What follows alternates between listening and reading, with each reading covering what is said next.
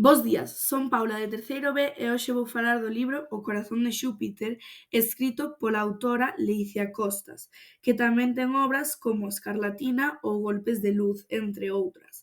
O corazón de Xúpiter fala dunha nena chamada Isla, xa 18 anos, que muda a outra casa con seus pais por problemas persoais. Cando chegaron a ela, empezaron a quitar as caixas do coche, mentras que cerca estaban xogando uns nenos ao fútbol. Cando a Isla caéronlle as caixas das mans e o neno empezou a intentar recollelas con ela, pero ela negouse.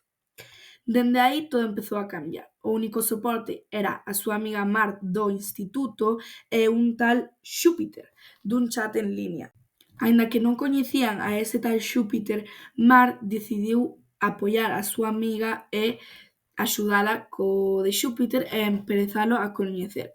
Se queres saber quen é Xúpiter, que pasou con Isla, con Mar e con Carballo, o do principio, tendrás que ler o libro, xa que eu non che podo contar máis. A min gustoume moito, a verdade, e sinto que está ben, ou si que yo recomendaría á xente do meu arredor. E grazas pola vosa atención e adeus.